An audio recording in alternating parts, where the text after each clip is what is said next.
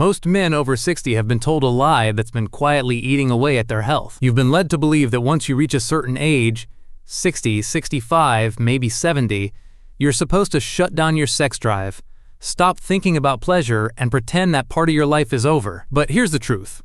Ignoring your body's natural needs doesn't just affect your mind, it can slowly damage your health in ways you never imagined. I've seen it happen again and again, and the stories will make you think twice about what you've been told. I remember one man clearly. Let's call him David. He was 68 years old, proud, reserved, the kind of man who never spoke about personal matters. But he came to see me because something was wrong. Almost every night, he was waking up 5, sometimes 6 times just to go to the bathroom. He felt a constant pressure deep in his pelvis, a dull ache that never fully went away. He thought it was just old age catching up with him. What he didn't expect was my question. David, when was the last time you ejaculated? He looked at me like I'd asked the most ridiculous thing in the world. Years, he said. I haven't had sex since my wife passed away. To be honest, I thought men my age were supposed to stop doing that. And that right there is the myth, that past a certain age, you're supposed to lock that part of yourself away. But your body doesn't work like that. Even if you're not sexually active, your prostate never stops producing fluid. And if that fluid isn't released, it builds up, turning your prostate into a stagnant reservoir. That's what causes prostate congestion, swelling, and inflammation. That's when you start getting the symptoms so many older men think are just part of aging. The constant urge to pee, the weak stream, the dribbling, even pain when urinating or ejaculating. But in reality, it's not just age, it's a system under pressure. And here's where it gets serious. Long-term inflammation in the prostate has been linked to a higher risk of prostate cancer. Now, I'm not saying that abstaining automatically causes cancer, but frequent ejaculation can help reduce the inflammatory environment that makes the prostate more vulnerable to disease. This isn't guesswork, this is backed by science. A massive Harvard study followed almost 30,000 men for years and found that those who ejaculated at least 21 times a month had a significantly lower risk of developing prostate cancer than those who didn't. That's not a myth. That's hard data. When I explained this to David, something changed in him. He didn't start touching himself out of lust or loneliness. He started doing it out of care. Slowly, his symptoms improved, the pressure eased, his sleep got better. But there was more. Something in his eyes lit up again. He felt reconnected to a part of himself he thought was gone forever. Ignoring this part of your health doesn't just mean a few restless nights. It can lead to chronic discomfort, medication you might not actually need, or even surgery down the road. And yes, it could mean a higher risk of cancer. All because of a belief that a man your age should no longer claim this part of his body. You wouldn't ignore your heart. You wouldn't ignore your blood pressure. So why would you ignore your prostate? The cost of neglect is far too high. And here's something most men don't realize. The emotional shame you've carried about this topic for years, the guilt, the silence, the belief that it's dirty or wrong, it doesn't just hurt your mind. It can make your physical symptoms worse. And when you see the connection between emotional repression and physical decline, you'll never look at your body the same way again. Secret 3. How shame around self-touch damages your mental health. There's a silence I see in so many older men. It's not in what they say, it's in what they don't say. It's in the way their eyes shift when I ask about their sexual habits. The way their shoulders sink when the word masturbation comes up. The way they laugh it off, change the subject, or tell me, "Doc, that's not something I do anymore. That was for when I was younger." But here's the truth. It's rarely because they don't want to. It's because somewhere along the way, they were taught it was wrong to keep going. This kind of quiet shame, the kind no one talks about, is one of the most dangerous forces working against your health today. For decades, men like you were raised in a time when touching yourself was labeled dirty, sinful, weak. You were punished for it, mocked for it, taught to feel embarrassed. And those early messages, they never disappeared. They just went underground, deep into your nervous system, buried in your bones, silently shaping how you relate to your own body. So you withdraw, little by little. You stop reaching for physical touch, even when you crave it. You start seeing desire as something inappropriate. You stop touching yourself, not because you can't, but because you've been conditioned to believe you shouldn't. And here's the part no one tells you. That disconnection doesn't just hurt emotionally, it rewires your biology. Regular, healthy sexual touch, yes, including masturbation, supports your mental health in powerful, measurable ways. It regulates cortisol, your main stress hormone. It boosts dopamine, your motivation chemical. It fosters oxytocin, the trust and connection hormone. It improves sleep, stabilizes mood, and even sharpens cognitive function. Shame destroys all of that. It keeps your muscles tight. It spikes your stress hormones. It creates guilt loops in your mind that you may not even notice anymore. And shame is a chronic stressor. Chronic stress is linked to anxiety, depression, heart disease, immune dysfunction, even dementia. I once treated a man, 72, recently divorced, deeply depressed, no major illnesses, no prescriptions, but he was exhausted, numb, isolated. He told me, "I haven't had any sexual activity, not with anyone else, not even alone, in over a decade. I just thought that chapter was closed." What I heard wasn't just the loss of sex, it was the loss of self. We worked slowly. No pills, no radical changes, just gentle steps to reconnect him to his own body, without guilt, without expectation. Within weeks, something shifted. He walked taller, he slept better, he laughed again. Even his blood pressure improved. He wasn't fixed. He was reconnected. That's the real cost of shame. It steals your vitality, one slow inch at a time. It convinces you that you're too old to feel alive. But you're not. You are never too old to touch yourself with kindness, with dignity, with purpose. You are never too old to feel whole. And if shame can damage you this deeply, imagine what happens when hormonal decline enters the picture. Because here's the truth most men never see coming. Your testosterone doesn't just fall because you age. It falls faster when you stop engaging with your sexual self. And once that hormonal balance tips, it affects everything. Not just your sex drive, but how you think, how you move, how you live. That's exactly what we're going to uncover in the next secret. If you're still here and this is hitting home, type 1 in the comments so I know you're listening. And let's move to secret 4, one that may shock you. Secret 3 and 4. How shame and inactivity silently steal your masculinity. There's a certain silence that lives in many older men. I see it all the time in my office. It's not always in what they say. It's in what they don't say. It's the way their eyes shift when I ask about their sexual habits. The way their shoulders sink when the word masturbation comes up. The way they laugh it off, change the subject, or tell me, "Doc, that's not something I do anymore. That was for when I was younger." But I can hear the truth underneath their words most of the time. It's not that they don't want to. It's that somewhere along the way, they were taught it was wrong to keep going. And that quiet, unspoken shame? It's one of the most dangerous forces working against your health today.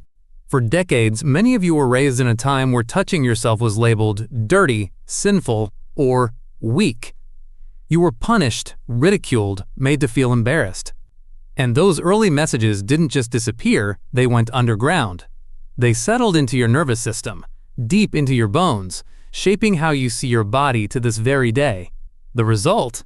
You start to withdraw. You disconnect from physical touch, even when you crave it. Desire begins to feel inappropriate. You stop reaching for yourself, not because you've lost the want, but because you've been conditioned to believe you shouldn't. And here's what most men don't realize. That disconnection isn't just emotional, it becomes biological, because healthy, regular sexual touch, including solo touch, does far more than people think. It lowers stress hormones like cortisol. It boosts dopamine, your brain's motivation chemical. It releases oxytocin, the trust and connection hormone. It even improves sleep, mood, and memory. But shame disrupts all of that. It tightens your muscles, floods your body with stress, and creates loops of guilt in your mind. And chronic stress? It's linked to depression, heart disease, immune problems, even dementia. I once had a 72-year-old patient, recently divorced, deeply depressed. No major health issues, but he was exhausted, numb, and isolated. When I asked about sexual activity, he told me it had been over a decade. "I just thought that chapter was closed," he said, but I could hear the grief, not just for the loss of sex, but for the loss of himself. We worked slowly. No pills, no drastic measures, just simple steps to reconnect him to his own body. A few weeks later, something changed. He walked taller. He slept better. He laughed again. His blood pressure dropped. He wasn't fixed, he was reconnected. And here's the part most men never see coming.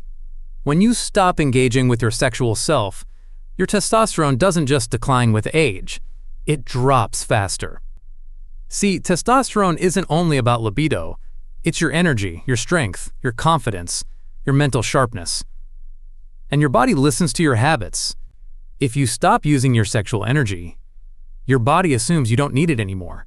It literally turns the dial down on your masculinity, slowing blood flow, redirecting hormones, conserving energy. Your muscles soften, your belly grows, your sleep worsens, and the spark that made you you begins to fade. I'll never forget Frank, a 73-year-old retired firefighter. When he came in, he was slouched, tired, and told me, "I just don't see the point anymore."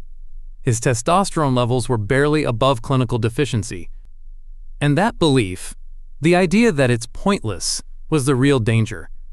We started small, not with another person, just with himself. Slowly, deliberately, without shame. Months later, his hormone levels improved.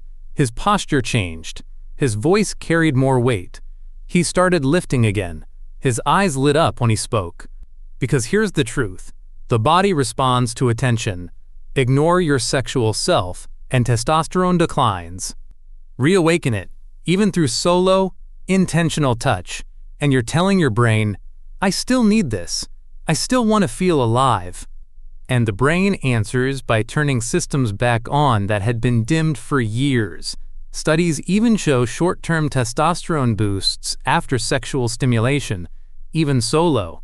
Erotic thought, physical engagement, anticipation, all of it feeds your hormonal health. Low testosterone isn't just about low sex drive. It's linked to heart disease, diabetes, depression, memory loss, even a shorter life. And the longer you wait, the harder it gets to reclaim it. But it's never too late. You can remind your biology you're still in the game, on your terms, in your space, without guilt.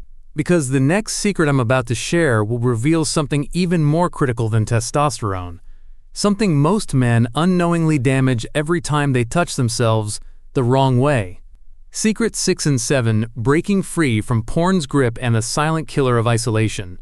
I want to talk to you about two things that are quietly stealing the spark from so many older men, and most never connect the dots. One is digital, the other is deeply human. Both are linked. Let's start with the one that's hardest to say out loud: pornography. Just hearing the word might make you shift in your seat, maybe even want to change the subject. But if you stay with me, I promise this could change how you see your body, your mind, and your masculinity. I've had men in their 60s and 70s admit they still watch porn, not because they're obsessed, but because it's one of the few ways they still feel something. Many live alone, some are divorced, others widowed. They're not chasing excitement, they're chasing connection, or at least the memory of it. But here's the problem. Porn today is nothing like the soft, suggestive images you might remember from your younger years. Now it's high-speed, high-intensity, instant gratification content that overwhelms the brain. And an aging brain simply isn't built to process that kind of overload without paying a price. Each time you watch, your brain releases dopamine, that chemical that fuels motivation, reward, and pleasure. But over time, repeated exposure desensitizes your response to real-life touch. You start needing more novelty, more intensity, just to feel anything. Your body follows that rewiring, erections become less responsive, orgasms harder to reach, sometimes only possible with porn and not at all with a real partner, or even solo without a screen. And the cost isn't just in the bedroom. Men spiral into shame, frustration, and withdrawal. They believe they're broken, when in reality, their brains have simply been trained to expect an artificial high. But here's the truth, you're not broken.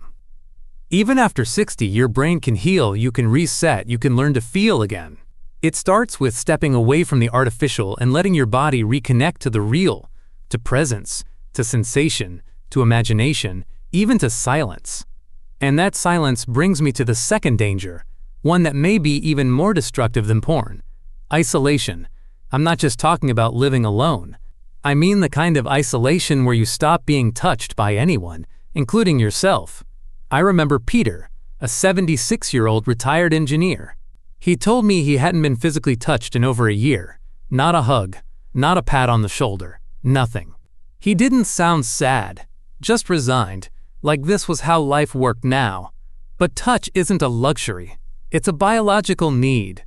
Without it, oxytocin drops, stress hormones rise, blood pressure creeps up, sleep and immune functions suffer.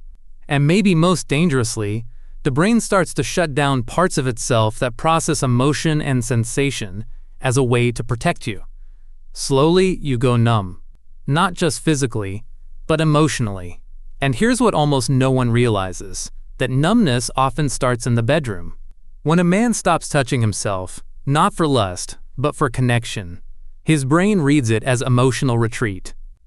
Over time, he touches less, feels less, and convinces himself there's nothing left to feel. That's the real cost. Not just weaker erections or faded desire, but a fading sense of self. A quiet loss of identity, purpose, and emotional sharpness. But it doesn't have to stay that way. I've seen men come back to life by giving themselves permission to reconnect, to break the silence, to return to touch, to tell their body, I'm still here, I still matter, I still want to feel. When that happens, posture changes, voice changes, that inner spark starts to flicker again. And if you stayed with me this far, you're ready for what comes next. A daily practice that can help you rewire your body, rebuild sensitivity, and reclaim what time, screens, and silence tried to take away. Conclusion. I want to speak to you now, not just as a doctor, but as a man who has spent decades listening to other men share their fears, regrets, and quiet hopes. What we've talked about today isn't just about masturbation. It's about how you relate to your body, how you carry your history, and whether you believe your life, your sexual life, your emotional life, your physical life is truly over, or whether you're willing to see that it's not. We began with the truth that mindless, rushed self-pleasure can rewire your brain in ways that harm your sensitivity. We saw how avoiding release altogether can damage your prostate. We exposed the poison of shame and how it's often inherited, not earned. We learned that low testosterone isn't inevitable, that erections are a sign of vascular health, that porn can dull your desire, and that isolation can quietly kill your spark. But here's the truth you must remember. You are not broken, you are not past the point of return, and you are not alone. Every system in your body still wants to respond to connection, your brain still wants to feel, your heart still wants to open, your skin still wants to remember what it's like to be alive. And the journey back doesn't require anyone else. It starts with you. It starts with refusing to shrink, refusing to apologize for wanting to feel good in your own body, refusing to believe the lie that age makes you invisible. You are not invisible. You are still here, and what you do with that matters. So here's what I tell my patients when they're ready to start. Not with pills, not with guilt, but with presence. I give them a simple daily practice. I call the Golden Protocol 10 minutes a day.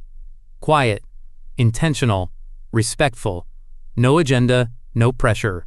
Just touch, breath, and awareness. Some do it in the morning, others at night. But for most, it becomes a turning point. Because when a man touches himself with curiosity instead of urgency, something changes. The body remembers. The mind softens. The spark returns. This isn't just about reclaiming your sexuality, it's about reclaiming yourself. And it starts right here, right now, with you.